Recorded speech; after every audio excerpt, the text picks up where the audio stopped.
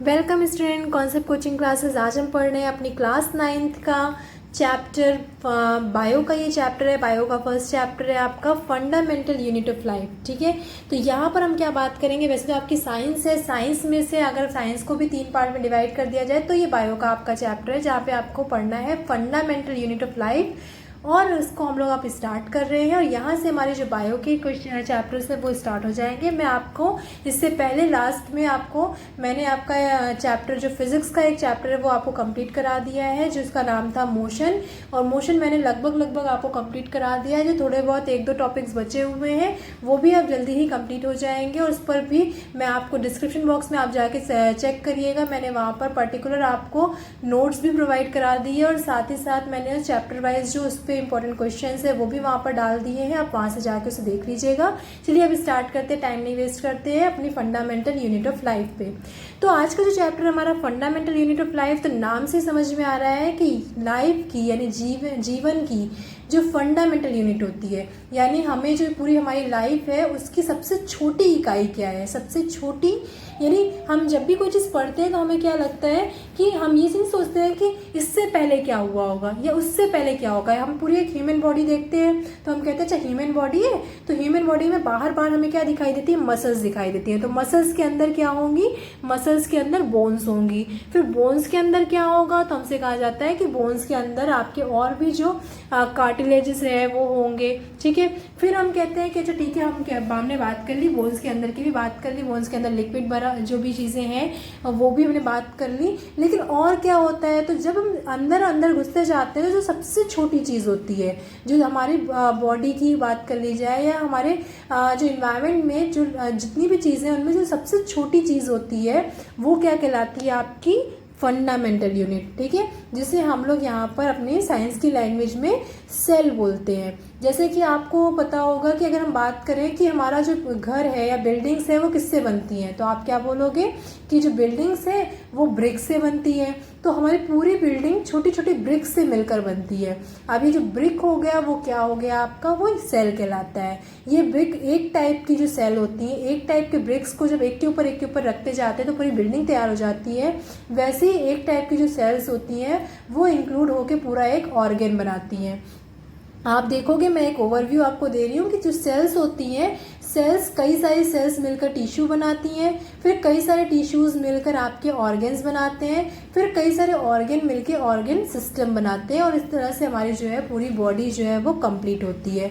तो सबसे पहले हम यहाँ पे अब देख लीजिए कितना इंपॉर्टेंट है। जब तक हम सेल की बात नहीं करेंगे तब से हम फिर ऑर्गन पे कैसे जाएंगे। तो अभी आप 9th क्लास में जो आपको पढ़ना है बायो में, आपको क्या क्या पढ़ना है, आपका ये पहला चैप्टर हो गया फंडामेंटल यूनिट ऑफ लाइफ, जहाँ पर आपको सेल के बारे में पढ़ना है कि सेल्स क्या होती हैं। ये आपका एक तरह से आपको इमेजिन करना होगा, क्योंकि आपको सेल्स दिखाई नहीं देती, तो आपको एक इमेजिन करना होगा, एक इमेजिनेशन लेके आना पड़ेगा कि सेल्स क्या होती हैं, किस तरह से वर्क करती हैं। देन नेक्स्ट चैप्टर में हम लोग पढ़ेंगे टिश्यूज़ क्या होते हैं। कई सारी सेल्स को अगर कंबाइन कर दिया जाए तो टिश्यूज़ बनते हैं। और फिर उसके बाद हम लोग पढ़ेंगे क्लासिफिकेशन ऑफ अपना जो भी हमारी बायो है, बायो में क्लासिफिकेशंस को पढ़ेंगे। देन हमारे जो why do we fall ill और भी चैप्टर्स हैं उनको हम लोग कंटिन्यू करेंगे। फिलहाल तो हम लोग यहाँ पर सेल और टिश्यूज़ को पढ़ेंगे। और जब टिश्यूज़ यहाँ पर 9th क्लास तक हम टिश्यूज़ को पढ़ेंगे, देन 10th क्लास में जब आप जाओगे तो इन टिश्यूज़ से जो ऑर्गन बन के तैयार होते हैं, फिर ऑर्गन सिस्टम जो होता है और ऑर्गन सिस्टम किस तरह से वर्क करता है वो हम लोग 10th क्लास में पढ़ेंगे। तो यहाँ से हम अपनी प्रोसेस को स्टार्ट करेंगे और 10th क्लास तक इसको लेके जाएंगे जब हम 10th क्लास में पहुँचेंगे। तो चलिए देखते हैं, हमारी सेल हमने आपको बता दिया क्या होती है। सबसे छोटी जो यूनिट होती है उसको हम लोग सेल कहते हैं। तो it is the structural and functional unit of life. आप देखिएगा आपका एक एक वर्ड का अपना मीनिंग है। स्ट्रक्चरल यानी कि पूरा अगर स्ट्रक्चर जो बना तो पूरे स्ट्रक्चर का जो सबसे छोटा पार्ट होता है वो क्या होती है, सेल होती है। फंक्शनल यानी पूरे सेल का जो फंक्शन है, पूरे ऑर्गन का जो फंक्शन है उसका सबसे छोटा वर्क जो करता है वो कौन करता है, सेल करती है। तो आपसे ये भी एक कोई बार क्वेश्चन पूछ लिया था, एक क्या कई बार क्वेश्चन पूछा है कि What do you mean by cell is the structure and functional unit of life? तो हम क्या बोलेंगे, cell is termed as a structure unit of life because it provide structure to our body। ये हमारी body को structure provide करती है, इसीलिए हम इसको बोलते हैं स्ट्रक्चर यूनिट। फिर सेल को हम फंक्शनल यूनिट क्यों बोलते हैं? As all the function of the body take place at cell level, क्योंकि पूरी बॉडी का जितना भी वर्क होता है वो कहाँ होता है? वो जाकर सेल लेवल पे होता है। हम चाहे जितना बड़ा से बड़ा वर्क देख लें, वो पूरा वर्क कहाँ पे होता है, किस लेवल पे जाके होता है? सेल लेवल पे जाके होता है। ठीक है, अब हमने बात कर ली सेल होती क्या है और सेल की इंपॉर्टेंस क्या है। तो सेल की इंपॉर्टेंस तो देखिए बहुत है ना, ये पूरी बॉडी को स्ट्रक्चर प्रोवाइड करती है। अगर सेल ही नहीं है, जैसे कि आपकी फॉर एग्जांपल ब्रिक ही नहीं है, तो क्या आप बिल्डिंग इमेजिन कर सकते हो? बिना ब्रिक के बिल्डिंग कैसे इमेजिन करोगे? बिना ब्रिक, बिना सीमेंट, बिना सैंड के आपकी बिल्डिंग तैयार हो ही नहीं सकती। तो यानी कि पूरी स्ट्रक्चर ये किसके ऊपर टिका हुआ है? आपकी ब्रिक्स पर टिका हुआ है। यानी पूरी ह्यूमन बॉडी या पूरा जो लिविंग ऑर्गेनिज्म है वो किस पर टिका हुआ है? सेल पर टिका हुआ है। तो इस तरह से सेल तो बहुत इंपॉर्टेंट है। अब सेल बहुत इंपॉर्टेंट है तो उसके बारे में हमें पढ़ना भी होगा। अब देखते हैं कि सेल की डिस्कवरी कब हुई, किसने इसको खोजा कि सेल क्या थी और कैसे सेल के बारे में पता चला। क्या सेल तो पहले से ही थी ना, सेल को किसी ने बनाया थोड़ी है, तो कोई इन्वेंशन नहीं हुआ सेल का, सेल की डिस्कवरी हुई। और किसने सेल की डिस्कवरी की? तो सेल की डिस्कवरी करने वाले जो साइंटिस्ट थे उनका नाम था रॉबर्ट हुक, जिन्होंने 1665 में सेल को डिस्कवर किया। और कैसे सेल को डिस्कवर किया था वो मैं थोड़ा सा आपको बता दूं कि इन्होंने क्या किया था। इन्होंने जब ये एक बार बैठ के एक्सपेरिमेंट कर रहे थे तो इनके पास एक कॉर्क रखा हुआ था। अब आपको पता नहीं हो तो मैं बता दूं कॉर्क क्या होता है। जैसे कि पहले जो हमारी कांच की बॉटल्स आती थी तो उनपे एक रबर का या वुड का एक ढक्कन होता था जो कि इसके अंदर इस तरह से चला जाता था। ये बॉटल है तो इसके अंदर इस तरह से चला जाता था और इसको इस तरह से कवर कर लेता था। ठीक है, तो ये जो ढक्कन है जिसमें कवर हो जाता है वो क्या कहलाता है आपका? वो कॉर्क कहलाता है। तो वो जो कॉर्क था वो वुडन कॉर्क रखा था और उनके पास माइक्रोस्कोप था। वो माइक्रोस्कोप वहीं पे रखा हुआ था उनकी टेबल पे और वो कुछ कर रहे थे। तभी उन्होंने देखा, उन्होंने कहा कि उन्होंने जब उस वुडन कॉर्क को जब उन्होंने माइक्रोस्कोप से देखा तो उन्होंने देखा कि इसमें बहुत सारे छोटे छोटे होल्स टाइप के छोटी छोटी आपको इस तरह से स्ट्रक्चर दिखाई दिए। उसको इन्होंने नाम दिया, यानी कि वो एक तरह से जो जेल की सलाखें होती हैं, प्रिजन की जो आपकी प्रिजन्स की जो रॉड्स होती हैं, उस टाइप का बहुत सारा छोटा छोटा उनको स्ट्रक्चर दिखाई दिया। तो क्योंकि प्रिजन जो होता है उसको सेल भी बोला जाता है, तो इस तरह से उन्होंने इसका नाम क्या दे दिया? सेल नाम दे दिया। ठीक है, या एक तरह से उन्होंने एक चीज और की थी, जो मधुमक्खी का छत्ता होता है, तो उन्होंने कहा कि ये जो सेल, ये जो कॉर्क है, जब इसको माइक्रोस्कोप से उन्होंने देखा तो उन्होंने कहा ये तो बिल्कुल मधुमक्खी के छत्ते के जैसे दिख रहा है। यानी जो हमारी हनी बी होती है, हनी बी का जो छत्ता होता है उसके जैसा वो दिख रहा है। तो उसके जैसा दिख रहा था तो उन्होंने इसको क्या कहा? उन्होंने कहा कि ये तो एक जेल के जैसा दिख रहा है या मधुमक्खी के छत्ते जैसा दिख रहा है, कुछ सारे सेल्स में डिवाइड है, तो उन्होंने उसका नाम सेल रख दिया। ठीक है, तो यहाँ से तो हमारी डिस्कवरी हो गई सेल की।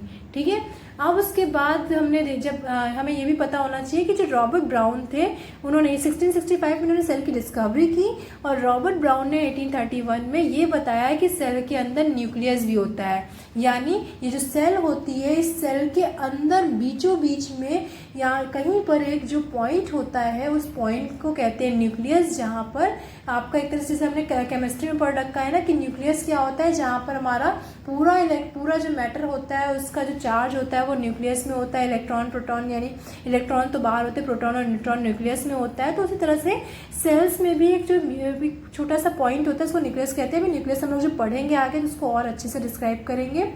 तो हम पढ़ते हैं, हमने देख लिया कि सेल क्या होती है, सेल की क्या इंपॉर्टेंस है और सेल की डिस्कवरी किसने की। अब आगे हम पढ़ेंगे सेल थ्योरी। सेल थ्योरी क्या कहती है? यानी ये जो रॉबर्ट हुक ने थ्योरी दी ना, रॉबर्ट हुक ने थ्योरी दी, यानी बता दिया कि सेल होती है। तो अब सेल होती है तो सेल क्या कहती हैं या सेल के बारे में हमें क्या पढ़ना है? तो सेल थ्योरी हमें कहती है कि all living organism are composed of cell. जितनी भी लिविंग ऑर्गेनिज्म है वो सब किससे मिलकर बनी हुई है? सेल से मिलकर बनी हुई है। Cell fundamental unit of life होती है, यानी जिंदगी की, जीवन की जो सबसे छोटी इकाई होती है हमारी, वो क्या होती है? सेल होती है। All new cell come from pre existing cell. और जो नई नई सेल्स बनती हैं वो सब कैसे बनती हैं? जो पुरानी सेल्स होती हैं उन्हीं को रिपेयर करा जाता है, या वो अपने से रिपेयर होती हैं, या उन्हीं को रिप्लेस करके नई सेल्स जो हैं वो तैयार होती हैं। ठीक है, तो ये हो गई आपकी सेल थ्योरी। तो अगर आपसे पूछ लिया जाए कि सेल थ्योरी क्या होती है तो आप इसे बता दोगे। ठीक है, अब आगे हमारी सेल थ्योरी भी हो गई, तो हम आगे क्या पढ़ेंगे कि ये सेल्स कितने टाइप की होती है, सेल्स क्या होती है हमें पता चल गया। तो सेल कितने टाइप की होती हैं, तो ब्रॉडली जो अगर नंबर ऑफ सेल्स के ऊपर अगर हम इसको डिवाइड करें तो दो काइंड ऑफ सेल्स होती हैं। एक होती है यूनिसेलुलर ऑर्गेनिज्म, यानी दो ऑर्गेनिज्म होते हैं, दो टाइप के ऑर्गेनिज्म होते हैं सेल के बेस पर। सेल के बेस पर, नंबर ऑफ सेल्स के बेस पर दो आपके ऑर्गेनिज्म होते हैं। एक तो वो ऑर्गेनिज्म जिनमें केवल एक सेल पाई जाती है, और एक वो ऑर्गेनिज्म जिसमें एक से ज़्यादा सेल्स पाई जाती हैं। तो ऐसे ऑर्गेनिज्म जिसमें केवल एक सेल पाई जाती है उनमें नाम से ही आपको समझ में आ जाएगा यूनिसेलुलर, यानी ऐसे ऑर्गेनिज्म जिसमें केवल और केवल वन सेल पाई जाती है उनको बोलते हैं यूनिसेलुलर ऑर्गेनिज्म। यानी the organism that are made up of single cell and may constitute a whole organism are named as unicellular organism। यानी इसमें सिर्फ एक सिंगल सेल होती है और एक सिंगल सेल से ही वो पूरा ऑर्गेनिज्म बन के तैयार होता है, तो वो यूनिसेलुलर ऑर्गेनिज्म कहलाते हैं। जिनमें आपका फॉर एग्जांपल है एमीबा, पैरामीशियम, बैक्टीरियाज, ईटीसी। ये जो होते हैं ये आपके किस में आते हैं, यूनिसेलुलर ऑर्गेनिज्म में आते हैं। नेक्स्ट हम पढ़ेंगे मल्टी सेलुलर। मल्टी नाम से समझ में आ रहा है जिसमें मल्टी सेल्स हो, एक से ज्यादा सेल्स हो। तो एक से ज्यादा सेल्स होती है यानी the organism which are composed of collection of cells, cells का पूरा कलेक्शन। या तो केवल सिंगल सेल थी या कलेक्शन ऑफ सेल्स हो that assume function in a coordinate manner, और जो पूरी मिलकर कोई एक फंक्शन करती हो, यानी सारी सेल्स मिलकर। यहाँ पे तो एक ही सेल है, वही पूरे ऑर्गेनिज्म का फंक्शन करती है, सारे काम वही देखती है, एक ही है और वही सारे काम देखती है। पर जब मल्टी सेलुलर होते हैं क्योंकि उनका स्ट्रक्चर थोड़ा कॉम्प्लेक्स होता है, तो वहाँ क्योंकि बड़ा स्ट्रक्चर होता है तो वहाँ कलेक्शन ऑफ सेल्स होती हैं और वो अलग अलग काम करती हैं। इसको हम इस तरह समझ सकते हैं, जैसे यूनिसेलुलर का मतलब हो गया छोटी मोटी जो कंपनीज होती हैं। अब जो छोटी मोटी कंपनीज होती हैं वहाँ पर जो उनका मैनेजर होता है वही सारा काम देखता है। जो छोटे मोटे बिजनेस होते हैं उसमें क्या होता है, जो उसका हेड होता है वही सारे काम देखता है। पर जो कंपनीज बड़ी बड़ी होती हैं, जो मल्टी लेवल नेशनल कंपनीज होती हैं, वहाँ पर क्या होता है, वहाँ पे कलेक्शन ऑफ सेल्स होती है, कलेक्शन ऑफ आपके वहाँ पर जो मेंबर्स होते हैं, मैनेजर्स होते हैं, और अलग अलग काम को करने के लिए अलग अलग सेल्स का स्ट्रक्चर होता है। तो इसी तरह से जो मल्टी सेलुलर ऑर्गेनिज्म होते हैं वहाँ पर एक कोऑर्डिनेट मैनर में एक सेल कलेक्शन होता है जिसका अपना एक अलग वर्क होता है, फिर एक कोऑर्डिनेट मैनर में एक सेल का स्ट्रक्चर होता है जिसका एक अलग काम होता है। तो with different cells specialise to, इसका मतलब क्या हो गया, डिफरेंट सेल्स जो होती हैं वो स्पेशलाइज्ड होती हैं डिफरेंट फंक्शंस के लिए। अलग अलग सेल्स जो होती हैं वो अलग अलग फंक्शन, जैसे कि फॉर एग्जांपल डाइजेस्टिव सेल्स जो होती है वो पूरा डाइजेशन का काम संभालेंगी। जो एपिडर्मिस सेल्स होती हैं वो केवल स्किन से रिलेटेड चीज़ों को संभालेंगी। जो एक्सक्रीशन सेल्स होती है वो एक्सक्रीशन पार्ट को देखेंगी। जो आपकी सर्कुलेशन सेल्स होती हैं वो पूरे हार्ट के सिस्टम को देखेंगी। तो इस तरह से अलग अलग सेल कलेक्शन होता है। तो क्या देखा हमने, to perform particular task in the body, specialised different cells होती हैं जो पर्टिकुलर टास्क को बॉडी में करती हैं, जिसको हम लोग मल्टीसेलुलर ऑर्गेनिज्म कहते हैं। For example plant cells, human beings, animals. तो ये जो होती हैं ये ऑर्गेनिज्म क्या होते हैं, इन ऑर्गेनिज्म के कुछ एग्जाम्पल हैं, जैसे कि प्लांट्स जो है वो भी एक मल्टीसेलुलर ऑर्गेनिज्म है।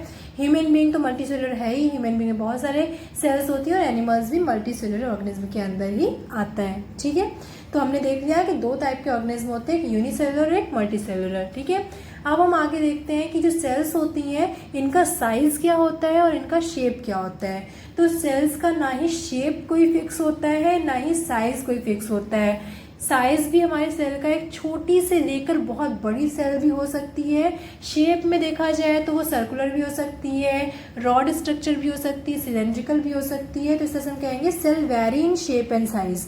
शेप और साइज दोनों में वेरी करती है। दे में भी ओवल शेप की हो सकती है, स्फेरिकल हो सकती है, रेक्टेंगुलर, स्पेंडल। स्पेंडल का मतलब समझ रहे हैं आप, यानी कि आपकी कॉयल शेप की, कॉयल यानी कि आपका एक तरह से कहेंगे ना ऐसे ऐसे ऐसे ऐसे, ठीक है, ये फिर ये इसको शेप की हो सकती है। और टोटली इरेगुलर भी हो सकती है, यानी ऐसा भी हो सकता है कि उसका कोई शेप ही ना हो, जैसे कि अमीबा या जैसे कि नर्व सेल। तो नर्व सेल या अमीबा भी होता है, अमीबा का भी कोई स्ट्रक्चर नहीं होता बेसिक, वैसी नर्व सेल्स जो होती हैं वो टोटली इरेगुलर होती है, उसका कोई फिक्स शेप नहीं होता। ये तो हो गई शेप की बात। ऐसे साइज की बात किया जाए तो साइज भी बहुत वेरी करती है। मोस्ट ऑफ द सेल्स जो होती हैं वो माइक्रोस्कोपिक होती हैं, यानी बहुत छोटी होती हैं, जैसे कि रेड ब्लड सेल्स, आरबीसी, जो कि बहुत छोटी होती हैं। वहीं कुछ सेल्स होती हैं वो बहुत लार्ज होती हैं, जैसे कि नर्व सेल। ह्यूमन बींग में देखा जाए तो जो लार्जेस्ट सेल होती है वो क्या कहलाती है, आपकी नर्व सेल कहलाती है। ठीक है, तो ये हो गया हमारा शेप और साइज ऑफ सेल्स। अब आगे बढ़ते हैं अपने टाइप ऑफ सेल्स पे। ये तो टाइप ऑफ ऑर्गेनिज्म थे, अब टाइप ऑफ सेल्स पे आते हैं और देखते हैं कि सेल्स कितने टाइप की होती हैं। देखिए, मैं आपको ये चीज़ क्लियर कर दूं कि मैंने ये जो नोट्स आपको मैं प्रोवाइड करा रही हूँ, ये जो सेल की नोट है आपकी, आपको मैं गारंटी दे रही हूँ कि इस नोट को अगर आप पूरा प्रिपेयर कर लोगे, और साथ ही साथ मैं इस नोट्स को फ्री ऑफ कॉस्ट आपको PDF में डिस्क्रिप्शन बॉक्स में भी प्रोवाइड करूँगी। और इससे अगर आप पढ़ लेते हो और इस पर बेस्ड जो भी तरह के क्वेश्चन, जितने भी इंपॉर्टेंट क्वेश्चंस होते हैं, वो सब मैं आपको यहाँ डिस्क्रिप्शन बॉक्स में PDF बना के डाल दूंगी। आप उसको अगर प्रिपेयर कर लेते हो तो मैं 100% आपको गारंटी देती हूँ कि आपके क्वेश्चंस कोई भी बाहर से नहीं पूछे जाएंगे।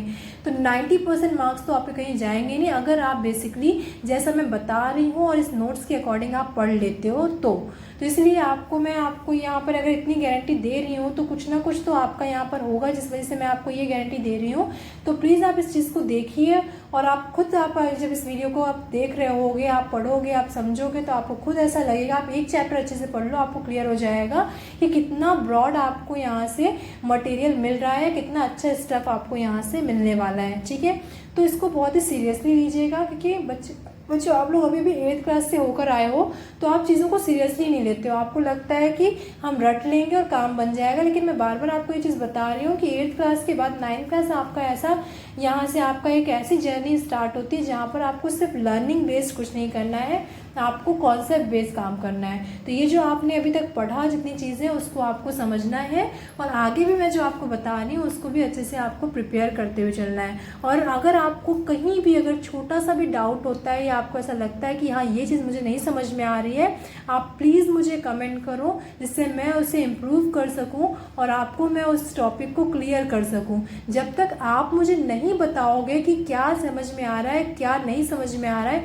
तब तक मैं आपकी कोई हेल्प नहीं कर पाऊंगी। मैं अपनी तरफ से 100% दे रही हूँ, बट अगर आप नहीं बताओगे कि आपको कोई चीज़ कहाँ पे प्रॉब्लम हो रही है, तब तक इंटरेक्शन नहीं हो पाएगा। क्योंकि आपको जब तक कोई चीज़ नहीं बताएगा, टीचर को तो पता ही है, सारी चीज़ें हमने पढ़ी हुई हैं, तो हमारे लिए तो कुछ चीज़ें ऐसी होंगी जो हम तेज़ी से वहाँ से निकल जाएंगे, हमें लगेगा ये चीज़ तो आपको पता ही होगी, लेकिन आपको वो चीज़ें नहीं समझ में आएंगी। तो आप जब तक नहीं बताओगे, जब तक आप मेरे साथ इंटरेक्ट नहीं करोगे, आप मुझे कमेंट्स नहीं करोगे, तब तक मैं आपको चीज़ों को क्लियर नहीं कर पाऊंगी। और मैं तो आपको बार बार बोल रही हूँ कि आपको सिर्फ यही नहीं, आपको कोई भी टॉपिक में अगर कोई भी दिक्कत होती है तो आप उस टॉपिक को भी हमसे मेंशन करो, मैं उस पर आपको वीडियो बना के दूंगी।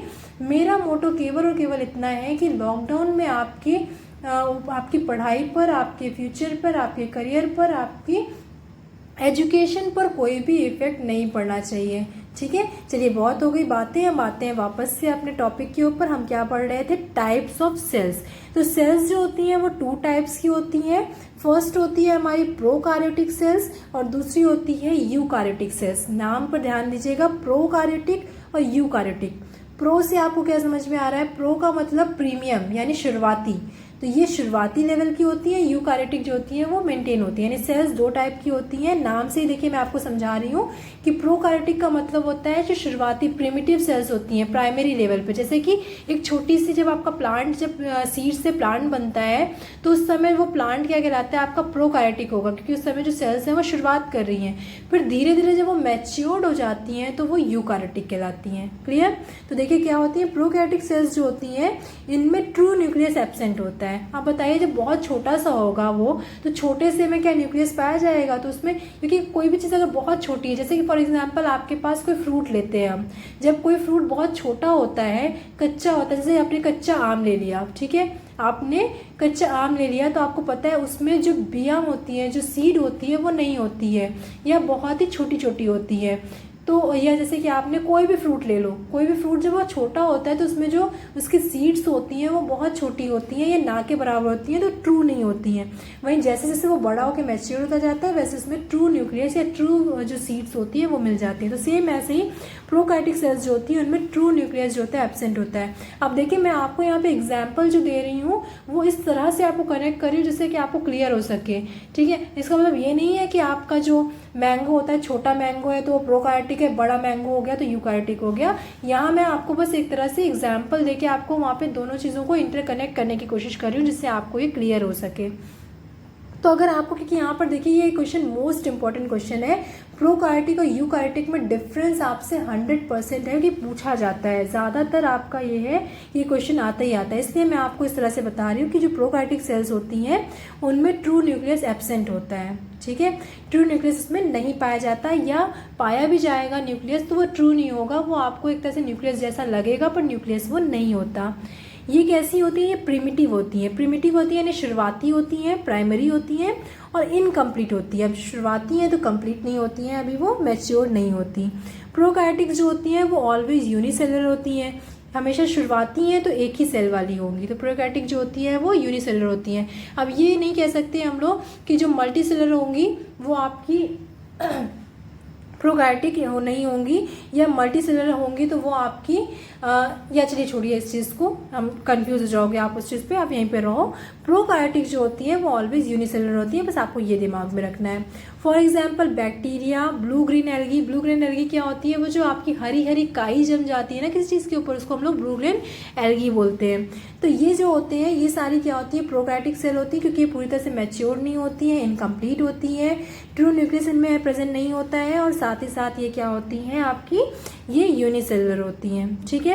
अब देखिए ये कुछ स्ट्रक्चर है इस टाइप का, ये आपका प्रोकार्योटिक सेल का स्ट्रक्चर दिया हुआ है जिसमें आपकी कई सारी चीज़ें हैं। प्लाज्मा मेम्ब्रेन हो गई, कैप्सूल्स हो गए, राइबोसोम्स हो गए, cell wall, mesosome, plasmid, nucleoid, fimbriae, pili, flagellum. अब आपको लग रहा होगा ये सब क्या है, ये सब तो ऐसे नाम है, ऐसा लग रहा है पता नहीं क्या पढ़ाया जा रहा है, तो इसको आपको अभी नहीं समझना है, क्योंकि अभी आप इसको समझोगे तब भी आपको कुछ समझ में नहीं आएगा। यहाँ पे आपको बस बेसिकली ये देखना है न्यूक्लियोइड है ये, और ये न्यूक्लियोइड क्या है, न्यूक्लियोइड आपका जहाँ पर न्यूक्लियस नहीं होता, ट्रू न्यूक्लियस एब्सेंट होता है, वहाँ पर न्यूक्लियोइड पाया जाता है, यानी कि न्यूक्लियस के जैसा ही एक स्ट्रक्चर पाया जाता है जो एक्चुअल में न्यूक्लियस नहीं है, ठीक है। बाकी आपको इसके ऊपर अभी कुछ भी ध्यान नहीं देना है। आपको अगर प्रोकार्योटिक सेल आता है बनाने को तो आपको ये डायग्राम बना के इसकी लेबलिंग जो है वो लर्न कर लेनी है फिलहाल के लिए। बाकी अभी बहुत सारी चीज़ें जो है इसमें, जैसे plasma membrane, ribosome, cell wall, plasmid, ये सारी चीज़ें आपकी जो है वो मैं अभी आपको जो ये चैप्टर धीरे धीरे आप स्टार्ट करोगे तो वो आपको सब क्लियर होती चली जाएगी। अभी के लिए फिलहाल आपको ये डायग्राम देखना है और यहाँ पर ही रुक जाना है। प्रोकार्योटिक सेल्स का आपने देख लिया।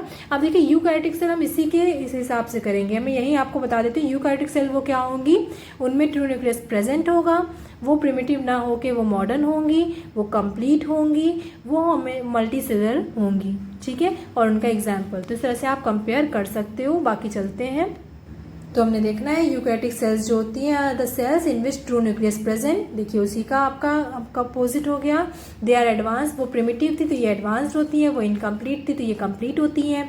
यूकैरियोटिक्स जो होती हैं इनमें ऑल लिविंग ऑर्गेनिज्म आ जाते हैं, यूनिसेलुलर भी आते हैं, मल्टीसेलुलर। ये मैं यही चीज़ आपको उस समय समझाने वाली थी कि ऐसा नहीं है कि यूकैरियोटिक जो होती है उनमें यूनिसेलुलर नहीं होंगी, लेकिन प्रोकैरियोटिक टोटली यूनिसेलुलर होती है, उनमें मल्टीसेलुलर नहीं हो सकते, पर यहाँ पर दोनों होते हैं except bacteria and blue green algae. Blue green algae को छोड़ दिया जाए तो जितने भी ऑर्गेनिज्म होते हैं वो सब किस में आ जाते हैं, ब्लू ग्रेन एल्गी, और बैक्टीरिया को छोड़ दिया जाए तो वो सब यूकैरियोटिक में आ जाते हैं। अब फिर ये आ गया हमारा इसका ये डायग्राम में जितनी चीज़ें आप देख रहे हो, देखिए यहाँ पर न्यूक्लियस पाया जा रहा है, वहाँ न्यूक्लियोइड था, न्यूक्लियस जैसा स्ट्रक्चर, यहाँ पर एक एक्चुअल न्यूक्लियस पाया जा रहा है। इंडोप्लाज्मिक रेटिकुलम, साइटोप्लाज्म क्या होता है, Golgi body, lysosome, ribosome, mitochondria, ये सारी चीज़ें हम लोग इस चैप्टर में पढ़ेंगे अभी आगे। तो फिलहाल के लिए अभी आपके लिए ये जो है वो एक तरह से बस नाम है जिनको आपको बस देख लेना है। जब चैप्टर कंप्लीट हो जाएगा तो ये नाम अपने आप फैमिलियर हो जाओगे इससे। रही बात डायग्राम की, तो आपको डायग्राम में कुछ नहीं करना है, डायग्राम बस एक तरह से आप क्या कर सकते हो कि एक छोटा बच्चा भी इसको बना सकता है। ये कुछ इस टाइप का डायग्राम है, इसमें आपको कोई फिनिशिंग देने की ज़रूरत नहीं है, बस लेबलिंग्स का ध्यान रखना है आपको। वो लेबलिंग्स आप जब पढ़ोगे धीरे धीरे प्रैक्टिस करोगे, क्योंकि बायो में आपका डायग्राम मेन होता है, तो डायग्राम की प्रैक्टिस तो आपको करनी ही होगी और वो आप आराम से कर लोगे, उसमें कोई प्रॉब्लम नहीं है, अच्छे से हो जाएगा। चलिए आगे बढ़ते हैं। तो अब देखिए यहाँ पर क्या है, ये दोनों जो हमने पढ़ा इस पर हमारा डिफरेंस आता है और ये डिफरेंस आपका मोस्ट इम्पॉर्टेंट टॉपिक है। मैंने आपको कहा ना मोस्ट इम्पॉर्टेंट टॉपिक है ये। तो यहाँ पर हमारा प्रोकार्योटिक में आप ऐसे भी जो मैंने आपको बताया उस तरह से भी डिफरेंस आप लिख सकते हो, बाकी आपको पर्टिकुलर जो मैंने यहाँ दिया है वो भी डिफरेंस लर्न कर सकते हो। काफ़ी पॉइंट्स आपको मिल जाएंगे डिफरेंस के लिए। तो पहला है कि प्रोकार्योटिक सेल्स की जो साइज़ होती है बहुत छोटी होती है, लगभग 1 से 10 mm होती है, सेंटीमीटर से भी छोटी mm के बराबर होती है, ठीक है। जबकि यूकार्योटिक सेल्स की जो साइज़ होती है वो 5 से 100 mm, दोनों ही mm में होगी। अब सेल है तो सेल तो छोटी होगी ना, सेल सेंटीमीटर के बराबर की थोड़ी होगी, तो सेल छोटी होती है, लेकिन ये 1 से 10 mm की होती है, जनरली स्मॉल होती है। और ये इससे थोड़ी सी बड़ी होती है, ये 5 से 100 mm की होती है। दोनों कंपेयर में देखा जाए तो इसके कंपेयर में ये बड़ी होती है। इसमें न्यूक्लियस एब्सेंट होता है, इसमें न्यूक्लियस प्रेजेंट होता है। इनमें कंटेन सिंगल क्रोमोसोम्स। क्रोमोसोम्स क्या होते हैं इसके बारे में भी हम लोग आगे भी डिस्कशन करेंगे, पर यहाँ पर थोड़ा सा देख लेते हैं। क्रोमोसोम्स जो होते हैं वो किसी भी पर्टिकुलर लिविंग ऑर्गेनिज्म के जीन्स को बताता है, उनके जीन्स को वो डिस्क्राइब करता है, उनकी प्रॉपर्टीज को डिस्क्राइब करता है क्रोमोसोम। तो इनमें सिर्फ सिंगल क्रोमोसोम्स होते हैं, जिसमें इनमें मोर देन 1 क्रोमोसोम्स होते हैं, ठीक है। क्रोमोसोम्स के ऊपर और स्टडी हम लोग अभी बाद में करेंगे। मेम्ब्रेन बाउंड जो होता है सेल ऑर्गेनिज्म में वो एब्सेंट होता है, मेम्ब्रेन बाउंड जो होता है इसमें वो प्रेजेंट होता है। प्लास्टिड, लाइसोसोम्स ये सब इसमें प्रेजेंट होते हैं। अब बताइए ये खुद ही इतना छोटा सा है, ये खुद ही छोटा सा प्रोकार्योटिक है सेल, अभी शुरुआत ही कर रहा है, तो क्या इसमें बहुत सारे अंदर के स्ट्रक्चर्स पाए जाएंगे? बहुत सारी चीज़ें इनमें, जैसे कि हमने कहा था ना कि फ्रूट में सीड्स नहीं होती हैं, छोटे जब फ्रूट होते हैं, जब शुरुआत होते हैं धीरे धीरे डेवलप होता है, तो वैसे इसमें धीरे धीरे डेवलप होता है। तो जो यूकार्योटिक होती है उनमें सारी चीज़ें पाई जाएंगी, पर इसमें जो सेल ऑर्गेन्स होते हैं यानी कि जो और भी ऑर्गेन्स होते हैं वो इनमें एब्सेंट होते हैं, ठीक है, क्योंकि ये शुरुआती है, बच्चा है, अभी बहुत छोटा सा है। Cell division take place by fusion और बडिंग। अब इनमें जो सेल डिवीजन होता है, एक सेल से 2 सेल, 2 सेल से 4 सेल, 4 सेल से 10 सेल्स, ये जो बनेगी हमारी 4 से 8, 8 से 10, ये जो बनेगी हमारी, ये कैसे बनेगी?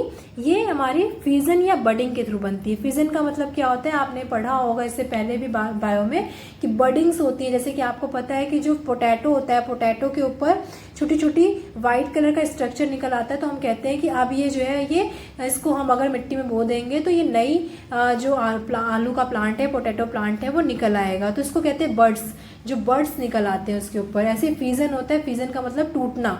जब अमीबा होता है, अमीबा फ्यूजन के थ्रू ही डिवाइड होता है, एक है, एक से टूट के 2, 2 से टूट के 4, इस तरह से। तो जो इसमें सेल डिवीजन होता है या तो बडिंग के थ्रू होता है या तो फ्यूजन के थ्रू होता है। जबकि यूकार्योटिक सेल में जो होता है डिवीजन, वो मायोटिक सेल डिवीजन होता है। ये आपको बस नाम याद कर लेना है, मायोटिक सेल डिवीजन, ठीक है, क्योंकि ये काफ़ी कॉम्प्लेक्स जो प्रोसेस होती है, ठीक है, बहुत जटिल प्रक्रिया है इस चीज़ की। तो इस तरह से हमने देख लिया आज क्या क्या पढ़ा हमने पढ़ा फंडामेंटल यूनिट ऑफ लाइफ में सेल्स होती क्या है, सेल्स की इम्पोर्टेंस क्या है, यानी क्यों पढ़ते हैं हम लोग, और हमने देखा कि डिस्कवरी ऑफ सेल किसने की और सेल थ्योरी क्या थी। देन सेल थ्योरी के बाद हमने पढ़ा कि सेल के बेस पर हमारे नंबर ऑफ सेल के बेस पर कितने टाइप ऑफ ऑर्गेनिज्म होते हैं। तो 2 टाइप ऑफ ऑर्गेनिज्म होते हैं, यूनिसेलुलर और मल्टीसेलुलर। फिर हमने देखा कि हमारा साइज क्या होता है सेल का, या शेप क्या होती है सेल की। फिर हमने देखा कि टाइप ऑफ सेल्स क्या होती है, तो 2 टाइप की होती है, यूकार्योटिक और प्रोकार्योटिक, और इन दोनों में डिफरेंस हमने पढ़ लिया, ठीक है। अब हम लोग जो है आज के लिए इतना ही रखते हैं। जो नेक्स्ट आपका लेक्चर लेके आएंगे उसमें हम पढ़ेंगे कि हमारी जो सेल्स होती हैं उनके स्ट्रक्चर क्या होता है, ये सेल बनती कैसे है, किस तरह से ये बनती है, उसको हम लोग देखेंगे। उसका पूरा स्ट्रक्चर क्या होता है वो हम लोग अपने नेक्स्ट वीडियो में पढ़ेंगे। तब तक के लिए thank you for watching this video. Goodbye, good luck.